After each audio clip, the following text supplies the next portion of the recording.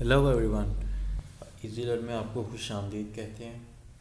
Last episode में मैं बात कर रहा था, हमने एक न्यू मेथड स्टार्ट किया था, Newton Raphson method. Newton Raphson method का मैंने आपको इंट्रोडक्शन, उसके बारे में लास्ट एपिसोड में मैंने आपको बताया था कि इसमें अंदर क्या होगा। फार्मूला हमने उसका देख लिया था लास्ट टाइम।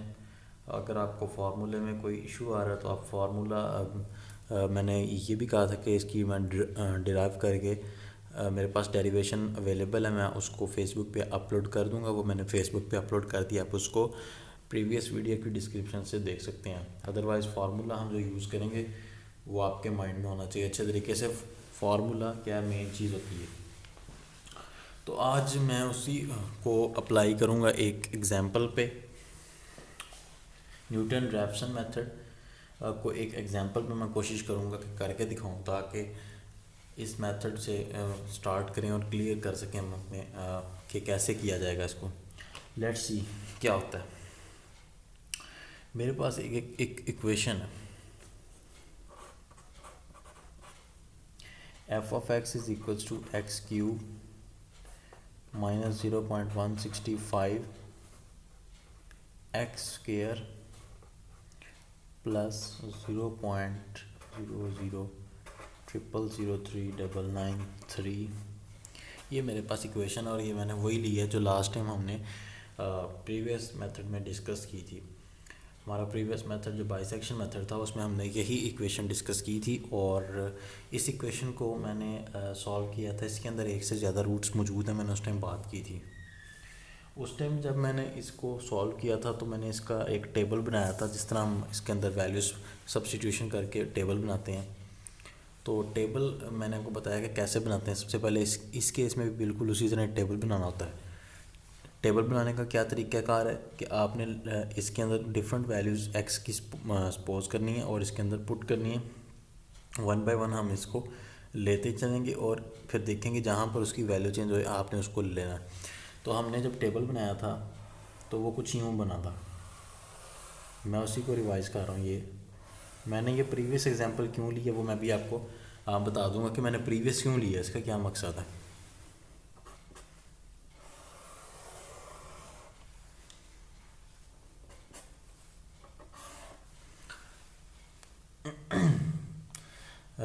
तो ये हमने एक्स वाई कह सकते हैं इसको, या एफ ऑफ एक्स कह लें, ज़्यादा बेहतर तो यही है, क्योंकि मैंने अभी एफ ऑफ एक्स के ऊपर रखा हुआ है, ये एफ ऑफ एक्स कह लें।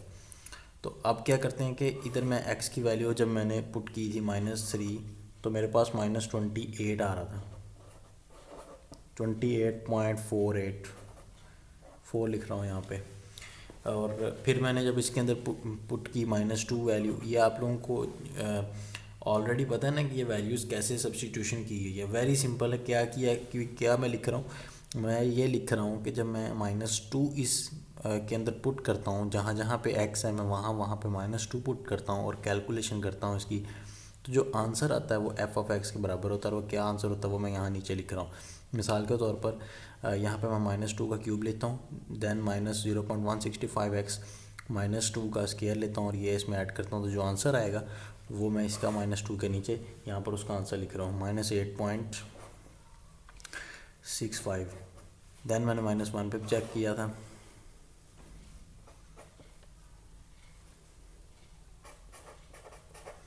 -1.1646, और ये हमने ज़ीरो पे जब चेक किया तो ये आ रहा था, ये देखें ये भी ज़ीरो हो गया, ये वाली टर्म भी ज़ीरो होगी, तो क्या रहेगा 0.0003993।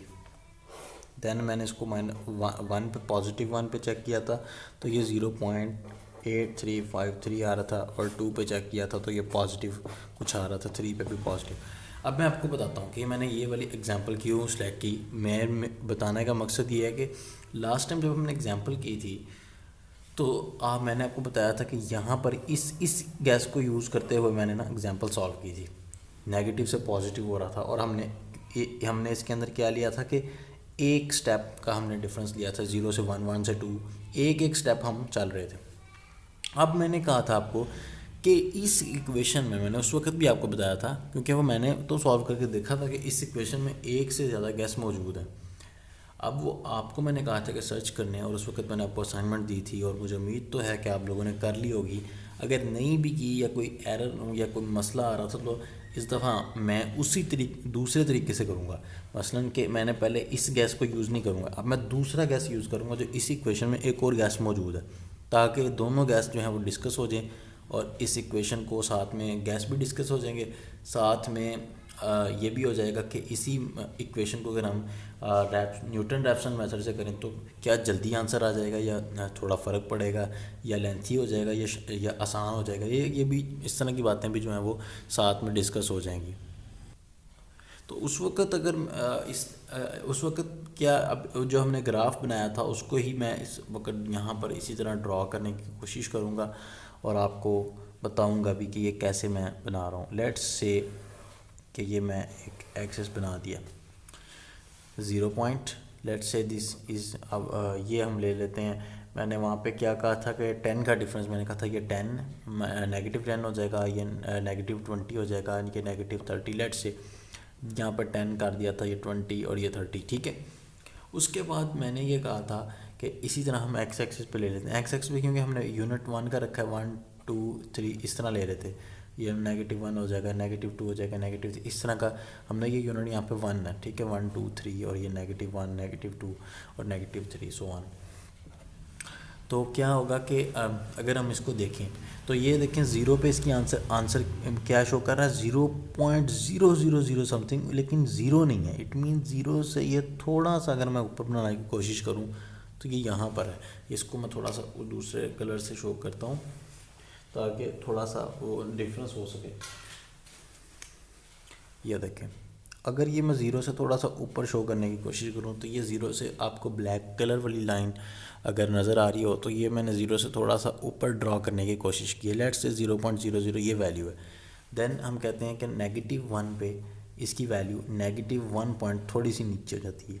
तो ग्राफ क्या हुआ, यहाँ से यहाँ तक को अगर हम देखें, मैंने देखें मैं यही बात उस दिन भी कह रहा था कि ये देखें मैंने क्या किया है, 0 से 1 ये पॉइंट और ये पॉइंट निकाला मैंने, और इन दोनों को मैंने क्या किया, मिला दिया। मुझे इनके अंदर वाले बिहेवियर का कुछ नहीं पता। क्या पता ये ऐसे हो के आया हो, क्या पता ये यूं करके आया हो, क्या पता ये ऐसे ऐसे हो गया हो।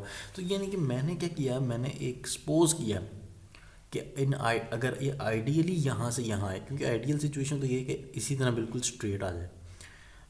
तो अगर ये आइडियली ना आया हो, यहाँ पर एक ना एक रूट तो है ये, क्योंकि ये नेगेटिव से पॉजिटिव हुआ है, लेकिन अगर ये आइडियली ना आया हो तो हो सकता है इसके अंदर एक से ज़्यादा रूट्स भी हों।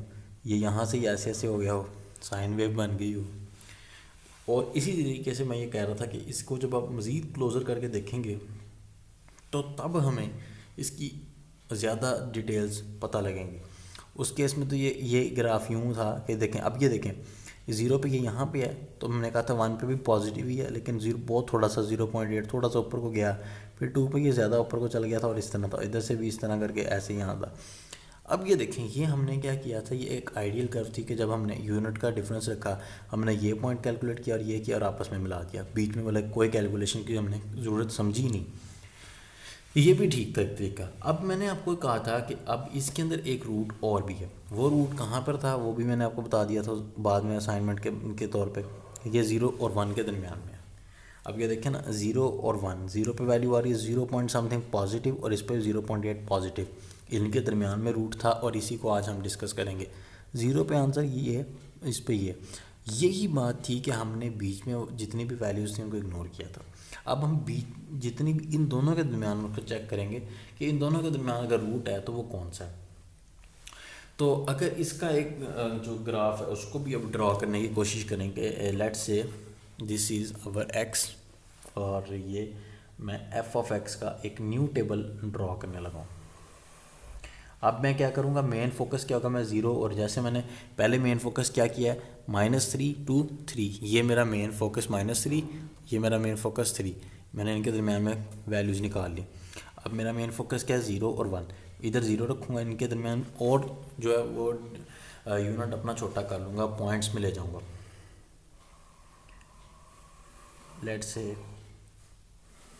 कि ये एक मैं टेबल ड्रॉ करने लगा हूँ जी।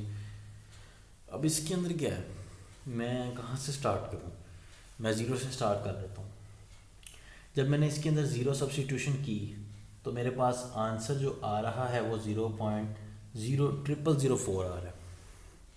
देखें ना आप, ये 0.00039 मतलब 0.4, ठीक है। इसको मैं कह देता हूँ, मैं जनरल 0.00004, ये मेरे पास आंसर आ रहा है ज़ीरो पे, ठीक है। अब मैं क्या करता हूँ कि अब मैं इसके अंदर पुट करता हूँ लेट्स से 0.02। काफ़ी मैंने छोटा यूनिट सेलेक्ट किया, आप 0.1 भी ले सकते हैं। ये सब अगर ये देखें, ज़रूरी नहीं है कि ये एक, मैं तो आपको समझाने के लिए कोई आसान सी कोशिश करता हूँ कि, और ऐसी कोशिश करता हूँ कि उस तरह करवाऊँ कि जिसमें सारे एंगल कवर हो जाए। आपने इसके अंदर 0.1 भी ले सकते हैं, आपने अपने तरीके से माने, और कमेंट्स में यही तो बातें बतानी है कि मैंने इस तरह किया तो ये आंसर आया, मेरा हुआ नहीं, ये एरर आ रहा है, ये आ रहा है। ये सारी बातें आपने डिस्कस करनी है। मैंने 0. ये देखिए कितना छोटा सी सिलेक्ट किया है, 0.02।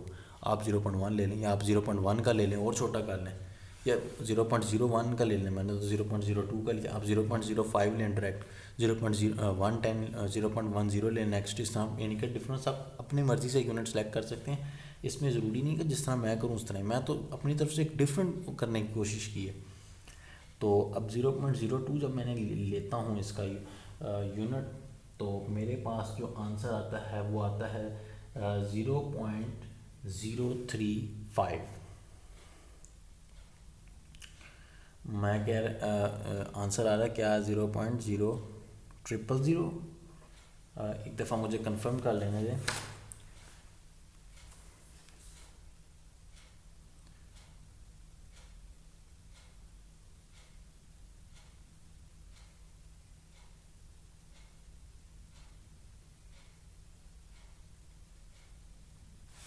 0.000, 0.000, ये आ रहा है 3.4, 0.04 अगला लेंगे हम उसी तरीके से। 0.04 पे अगर हम लें इसकी रीडिंग तो आ रही है 0.00002, 0.00002 आ रही है। 0.06 पे लें। अभी तक आपने एक बात नोट की है, ये पॉजिटिव ही चल रहा है। जब जहाँ भी ये वैल्यू चेंज करेगा, यहाँ से यहाँ तक वैसे तो पॉजिटिव ही है, यहाँ पर ये पॉजिटिव है और यहाँ पर भी पॉजिटिव पॉइंट है, ये भी पॉजिटिव है, ये भी पॉजिटिव है। जैसे ही मैंने कहा इसके अंदर भी ये कहीं पे वैल्यू चेंज करता है, देखते हैं कहाँ पे चेंज करता है। 0.06 पे चलते हैं। 0.06 पे इसकी वैल्यू जो है वो 0.000, बल्कि इसके 4 टाइम्स 0.1 हो जाती है, यानी कि 1 के बहुत क्लोज हो गया, बहुत क्लोज हो गया। ये एग्जैक्ट वैल्यूज़ नहीं है कि मैं इन्हें वो कर रहा हूँ, राउंड ऑफ करके लिख रहा हूँ, क्योंकि ये एग्जैक्ट वैल्यूज़ जो हैं इसके ऊपर वो हो रहा है। मैं राउंड ऑफ करने की कोशिश कर रहा हूँ, इसीलिए मैं वो थोड़ा सा टाइम लग रहा है। मैं कैलकुलेट करने के बाद मैं इनको राउंड ऑफ कर रहा हूँ। मैं चाह रहा हूँ कि एक ना टेबल ज़रा सही सा बन जाए। अब 0.08 पे ले रहे हैं हम नेक्स्ट रीडिंग, उसी तरह से जो है वो तरतीब कंटिन्यू रखना चाहता हूँ। ये अब आ रही है माइनस, अब ये माइनस में चली गई है, देखें -0.00015, 0.015। अब आप देखें कि ये नेगेटिव में चली गई, ये देखें चली गई ना। अब मैं आगे चाहे ले लूँ या ना लूँ, अब मेरी बात जो है वो, मैं जो कहना चाह रहा था वो कंप्लीट हो गई। अब आप देखें कि इसके अंदर अब एक से भी ज़्यादा आ जाएंगे रूट्स। कैसे? अब आप अंदाज़ा लगाएं ना, कि ये देखें ये ऐसे है, ये कुछ ऐसा ग्राफ चल रहा है, ये विजिबल है? नहीं विजिबल नहीं है, ये देखें अब विजिबल है। ये मेरे पास फॉर एग्जांपल ये जो पॉइंट है ये है 0.04, 0.0004, ये वाला f(x) का, ये वाला। और मेरे पास इस टाइम x की जो वैल्यू है वो 0 है। 0 पे मेरा ग्राफ यहाँ पर है। उसके बाद ये मेरा ग्राफ कुछ यूँ आ रहा है कि ये ग्रेजुअली डिक्रीज़ हो रहा है। लेट्स से ये ग्रेजुअली डिक्रीज़ हो रहा है, और एक वक्त आया, ये जब आया हमारे पास कहाँ पर वो पॉइंट आता है 0.06 पे। जब मैंने रीडिंग ली तो उस टाइम ये कुछ यूँ है, ज़ीरो होने से पहले था थोड़ी सी, उस टाइम अभी ज़ीरो नहीं हुआ था लेकिन डिक्रीज़ हो रहा था। उसके बाद जब मैंने 0.08 पे ली तो ये नीचे आ चुका था। अब मैं ये कह रहा हूँ कि ये अभी इसने ऊपर भी तो जाना है, क्योंकि ये देखें 0 पे भी पॉजिटिव है, 1 पे भी पॉजिटिव है, लेकिन मैं अब इतने को फोकस कर लेता हूँ। अभी ये दोबारा पॉजिटिव होने लगा है 0 से 1 के दरमियान एक दफ़ा ये क्योंकि ये लाइन को इस तरह 0 पे पॉजिटिव था, इधर भी पॉजिटिव था, ये 0 पे भी पॉजिटिव था, 1 पे भी पॉजिटिव था। यहाँ पर एक मिनट में आपको ऊपर वाला ये देखें, 0 पे इसकी ये रीडिंग है, 1 पे इसकी ये रीडिंग है, 0 पे पॉजिटिव है, 1 पे भी लेट्स सपोज पॉजिटिव था। तो ये अगर इसने इस बाउंड्री को क्रॉस किया है तो इसका ये रूट यहाँ पर भी है दोबारा, क्योंकि ये पॉजिटिव है 1 पे हमें पता है, तो ये इसका मतलब ये दोबारा जब ऊपर आएगा तो एटलीस्ट इसके अंदर एक से ज़्यादा रूट अभी भी अवेलेबल है। तो मैंने इसका पहला यही देख लिया, मुझे नहीं पता कि और कितने हैं, वो आप खुद चेक कर लें, आप नेक्स्ट टाइम किसी और को सिलेक्ट कर लें और चेक कर सकते हैं। मैंने इसको ले लिया। अब ये देखें यहाँ पर कहीं पर इसका एक रूट जो है वो अवेलेबल होना चाहिए। इसकी जो मैं ग्राफिकल एक डायग्राम है वो भी मैं एक अपलोड कर दूंगा फेसबुक पेज पे, आप उसको अच्छे तरीके से देख लीजिएगा। यहाँ पर बेसिकली मैं क्या देखना चाहता था, यहाँ पर इसने वैल्यू चेंज की, ये नेगेटिव में यहाँ पे होगी, तो मैं यहाँ पर इनिशियल गैस आप जानते हैं कि इसको भी ले सकता हूँ, इससे पीछे वाला भी ले सकता हूँ।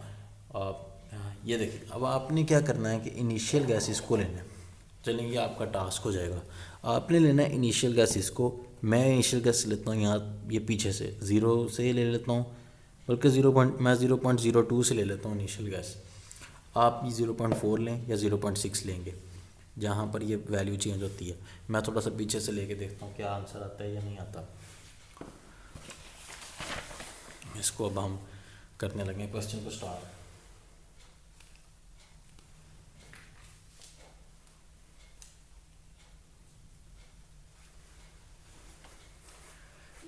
फार्मूले के मुताबिक न्यूटन रैफसन मेथड में हमें टोटल 2 चीज़ें चाहिए होती हैं। एक तो एफ ऑफ एक्स की इक्वेशन भी चाहिए होती है और एक हमें उसका डेरिवेशन चाहिए होता है। तो सबसे पहले मैं इसका वही निकालने लगा हूँ। Let's suppose f of x, मैं ये let's suppose this is f of x is equals to, वो इक्वेशन लिख देता हूँ यहाँ पे एक्स क्यूब माइनस 0.165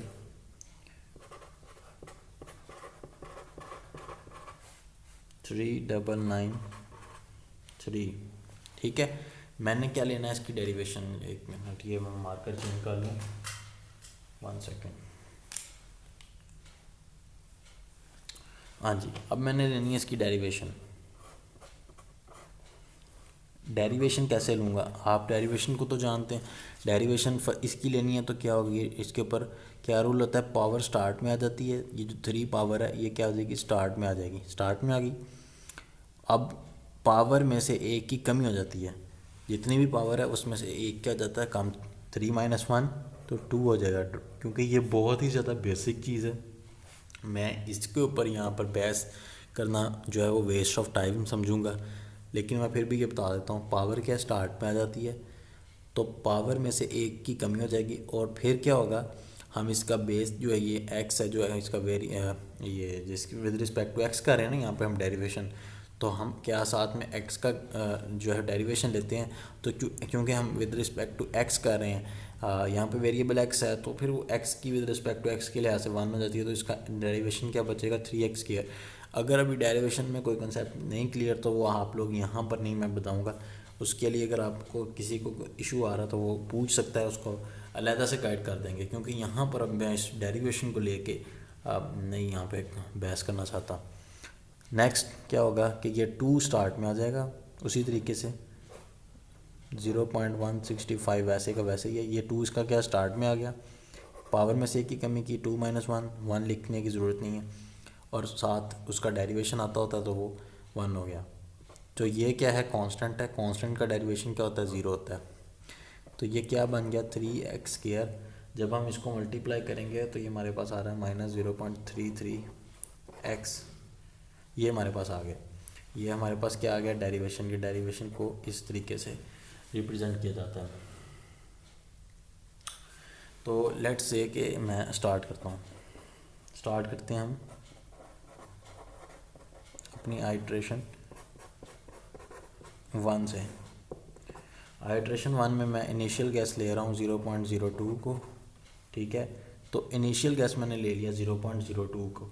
सबसे पहले मैं आपको यहाँ पर फार्मूला लिख देता हूँ ताकि आपको पता हो कि फार्मूले की रिक्वायरमेंट्स क्या हैं।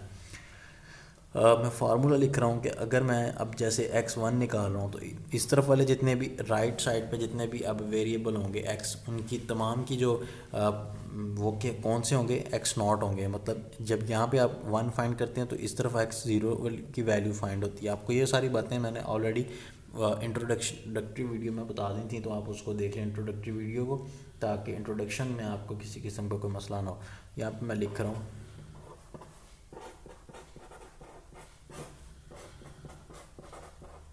ये देखें, यहाँ पर मैंने लिख दिया क्या ये इसका फार्मूला है। अगर यहाँ पर मैं 2 फाइंड करना चाहता हूँ तो यहाँ पर सारे जो x हैं वो क्या हो जाएंगे, 2 हो जाएंगे, और तब हमारे पास x1 आ चुका होगा। क्योंकि एक चीज़ जो पिछली आ चुकी होती है वो हम यहाँ पे सब्स्टिट्यूट कर लेते हैं और हमारे पास नेक्स्ट जो आ जाता है x, तब हम x पुट करेंगे, x1 इसमें पुट करेंगे तब हमारे पास x2 आ जाएगा। जब x2 करेंगे तो x3, तो नेक्स्ट वैल्यू आ जाती है। खैर ये बातें तो हम डिस्कस कर चुके हैं काफ़ी दफ़ा। मेन बात यहाँ पर ये है, यहाँ पर x0 मेरे पास मौजूद है, इसका मैंने क्या निकालना है, फंक्शन निकालना है, और इसका डेरिवेशन में भी सब्स्टिट्यूशन करके एक फंक्शन निकाल लेना है। अब देखते हैं कि ये कैसे निकलेगा। तो ये 2 चीज़ें मुझे चाहिए, फिर मैं इस फार्मूले के अंदर अपनी सब्स्टिट्यूशन करूँगा। पहले ये तो मेरे पास ऑलरेडी मौजूद है, फंक्शन ऑफ x0 कैसे निकलेगा, ये मेन फंक्शन में, क्योंकि ये मेन फंक्शन है, ये डेरिवेशन का फंक्शन है। जब हम डेरिवेशन का फंक्शन निकालेंगे तब हम इसमें पुट करेंगे। जब अभी मैं ये पहली वाली चीज़ निकाल लेना हूँ, फंक्शन ऑफ x0, तो x0 क्या है, 0.02 है। जहाँ जहाँ पर x आ रहा है इस वाली मेन इक्वेशन में, आप उसके अंदर क्या करेंगे, x की वैल्यू को पुट करेंगे। 0.02 का क्यूब माइनस 0.165, x क्या है 0.02, इसका स्क्वायर प्लस 0.000399 तो इसकी जो वैल्यू आ रही है 3.413 इंटू 10⁻⁻⁴, ये मेरे पास इसकी क्या आ रही है, वैल्यू आ रही है, वो मैंने यहाँ पर लिख दी। अब ये तो इसकी वैल्यू आ गई है। कैलकुलेशंस में कोई अगर एरर आ जाए तो वो जो है वो देख सकते हैं। कैलकुलेशंस मैंने पहले की करके रखी हुई हैं, कैलकुलेशन हो सकता है कोई देखने में एरर वगैरह आया हो, तो उसके अंदर इतना ज़्यादा परसेंटेज में तो एरर नहीं होगा, लेकिन थोड़ा बहुत हो सकता है। इसमें ऐसे इश्यूज आ जाते होते हैं, लेकिन हैं तो नहीं, अभी तक कोई इशूज़ तो नहीं आया, लेकिन आ जाते हैं। लेकिन मैं इसको पहले एक्सेप्ट कर रहा हूँ कि एरर आ सकता है। खैर, अब हमने ये टर्म फाइंड कर ली, एफ ऑफ x0, ये देखें मैंने फाइंड कर लिया। अब मैंने फंक्शन फाइंड करना है x0 का, किसके अंदर, किस लिहाज से, ये डेरिवेशन के लिहाज से। अभी मैंने डेरिवेशन ये निकाली हुई है। अब डेरिवेशन की मेन इक्वेशन कौन सी है, ये डेरिवेशन की मेन इक्वेशन है। इसके अंदर क्या करेंगे, अब सब्स्टिट्यूशन करेंगे यहाँ पर फंक्शन ऑफ x0 के लिहाज से। जहाँ जहाँ पर क्या आ रहा है इस इक्वेशन में 3x², x क्या है 0.02 का स्क्वायर ले लेंगे, माइनस 0.33 x है, तो यहाँ पर हम ये लिख देंगे। तो जब इसको हम सॉल्व आउट करते हैं तो ये आ रहा है -5.4 इंटू 10⁻⁻3। ये इसको सॉल्व करके मेरे पास आंसर। अब देखें, ये चीज़ चाहिए थी और एक ये चीज़ चाहिए थी, ये दोनों चीज़ें आ गई हैं। x0 यहाँ पर मौजूद मेरे पास अवेलेबल है, फंक्शन ऑफ x0 भी निकाल लिया, और ये डेरिवेशन भी इसका हमने निकाल लिया। दोनों चीज़ें इस पहले आइट्रेशन को मुकम्मल करते हैं। इसमें लगाएंगे 0.02 माइनस फंक्शन, ये फंक्शन ऑफ x0 की वैल्यू ये है,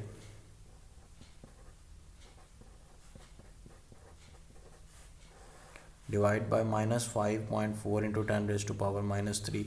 तो जब आप इसको सॉल्व आउट करेंगे मुकम्मल, तो मैं डायरेक्ट लिख रहा हूँ, पहले वीडियो का बहुत ज़्यादा टाइम हो जाता है, टाइम हमारे पास बहुत थोड़ा होता है असल में। मुझे अपलोडिंग का, आप जब वीडियो की लेंथ इंक्रीज़ कर जाती है काफ़ी ज़्यादा, तो फिर वो मुझे अपलोडिंग में प्रॉब्लम होता है। काफ़ी एपिसोड ज़्यादा हैं, यहाँ पे इतनी ज़्यादा इंटरनेट की स्पीड नहीं है मेरे पास अवेलेबल, तो इस वजह से मुझे अपलोडिंग में जब काफ़ी जीबीज़ में आ जाता है ये अपलोडिंग, तो वो मुझे प्रॉब्लम हो जाता है। मेरी कोशिश होती है बिलो 3 GB से रहे वीडियो, ताकि मैं इसको ईज़िली अपलोड कर सकूँ। तो इसी वजह से मैं इसकी लेंथ जो है वो ½ एन आवर से नीचे ही रखता हूँ। तो ये आ रहा है 0.08 320। टाइम हमारे पास बहुत शॉर्ट होता है। ये अब मैं क्या निकालने लगा हूँ, रिलेटिव एरर। विजिबल है, अब विजिबल है। रिलेटिव एरर कैसे निकाल सकते हैं, ये आपके पास लेटेस्ट वैल्यू है, ओल्ड वैल्यू कौन सी है आपकी पहली, अभी तक तो हमने एक ही लिया है ना, एक ही आइट्रेशन मुकम्मल की है। ये हमारी अभी एक x1 आ चुका है जो हमारी इस टाइम लेटेस्ट वैल्यू है। तो ओल्ड वैल्यू हमारे पास कौन सी है, x0 है। तो कैसे निकालते होते हैं रिलेटिव एरर का मॉड लेंगे हम 0.08320 latest value minus this previous value divide by this latest value multiplied by 100 for percentage। तो ये जो आपका आंसर आ रहा है ये 76.96% एरर तकरीबन, मेरे पास एरर जो है वो 76% एरर तकरीबन आ रहा है। तो एरर की परसेंटेज हमने देखी कि आफ्टर फर्स्ट आइट्रेशन एरर की परसेंटेज 75% है। तो नेक्स्ट देखते हैं कि सेकंड आइट्रेशन की परसेंटेज कितनी आती है। तो अब ये देखते हैं आइट्रेशन 2 करने लगे हैं। तो आइट्रेशन 2 के लिए जो अब हमारा प्रीवियस x1 आ चुका है मेरे पास 0.08320, वो मैं यूज़ करूँगा। क्या चाहिए मेरे पास, फंक्शन चाहिए, फंक्शन होना चाहिए मेरे पास x1 का। तो क्या जो x1 की मेन इक्वेशन थी उसके अंदर हम सब्स्टिट्यूशन कर देंगे, सारी की सारी x1 की जो मेन इक्वेशन है उसके अंदर हम सब्स्टिट्यूशन करते हैं। एक मेन इक्वेशन कौन सी थी, अब वो मेरे यहाँ पर तो नहीं लिखी प्रीवियस में, मैं यहाँ से देख के बता देता हूँ आपको। यहाँ पर x था, तो x यहाँ पर क्या है 0.08320, क्योंकि x1 का फंक्शन फाइंड कर रहे हैं। यहाँ पर क्यूब है, उसके अंदर x³ माइनस 0.165 x यहाँ पर वही 0.08320, ठीक है। इसका स्केयर है यहाँ पर, तो यहाँ पर प्लस 0.3930 सॉरी ये गलत लिखा गया, 0.00039993 था। खैर ये अब तो आप लोग कैलकुलेट तो कर, कैलकुलेशंस तो मेन चीज़ नहीं है, आपको एक दफ़ा परफॉर्म करके दिखा दूँ, मेरी कोशिश बस इसके अंदर यहीं पे यही है, एक दफ़ा हो जाए और तो फिर आप नेक्स्ट जो है वो खुद कर लेते हैं। आइट्रेशन 2 के अंदर फिर जो मेरा इसके अंदर आ रहा है वो आ रहा है -1.670 इंटू 10⁻⁻⁴। और आप डेरिवेशन का फंक्शन जो है वो कैलकुलेट कर लें। डेरिवेशन का फंक्शन की क्या थी वो देख लेते हैं। डेरिवेशन फंक्शन की क्या थी, ये हमारे पास डेरिवेशन का 3x² माइनस 0.333x 3x²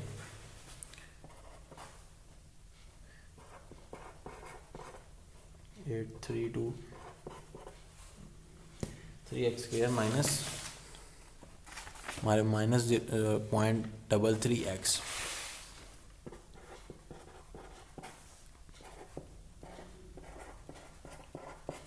तो जब इसको सॉल्व आउट किया जाएगा तो ये आ जाएगा -6.689 इंटू 10⁻⁻3। जब हम इसको लगाएंगे फार्मूले में x2 के लिए तो क्या फार्मूला बन जाएगा, x1 माइनस एफ ऑफ तमाम x1 के फंक्शन। जब इधर x2 होगा तो ये टर्म सारी x1 होंगी और इस टाइम हमारे पास x1 नॉन होगा और इसको ज़रिए हम फंक्शन ऑफ x1 फाइंड कर लेंगे, डेरिवेशन का फंक्शन फाइंड कर चुके होंगे। तो x1 की वैल्यू हमारे पास है 0.08320 माइनस ये आ जाएगा -1.670 10⁻⁻⁴। 4 लिखना था, ये कुछ और लिखा गया शायद।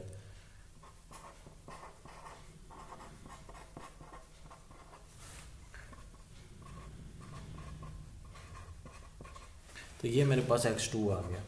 इसकी सारी कैलकुलेशन आप कर सकते हैं, कैलकुलेटर से इजीली हो जाती हैं एक ही स्टेप में। सारी की सारी साइंटिफिक कैलकुलेटर आप लोगों के पास है, उसको चलाना अच्छे तरीके से सीखें।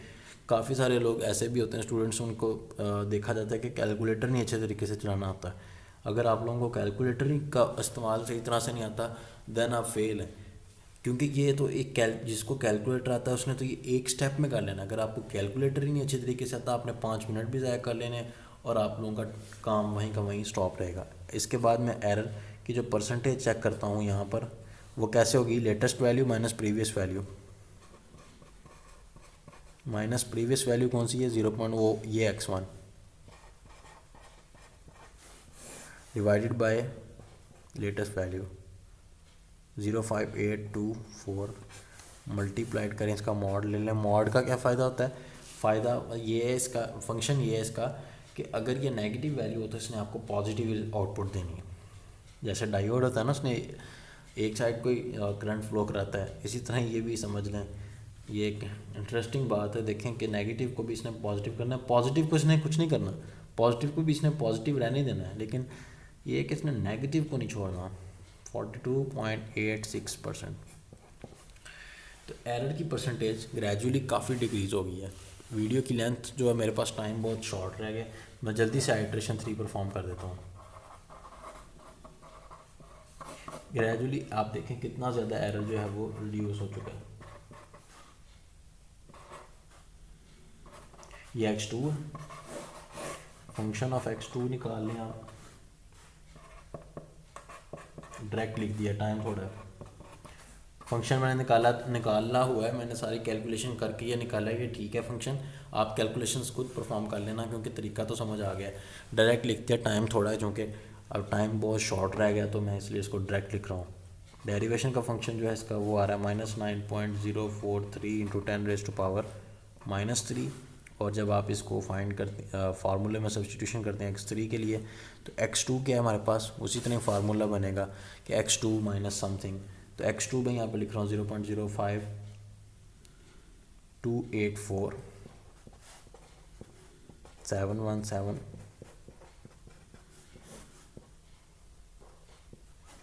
ये 9.043 × 10⁻³ जब आप इसको सॉल्व करेंगे तो ये आ जाएगा 0.06235। तो आप देखें कि x3 जो हमारे पास आया तो वो और क्लोज़र हो गया।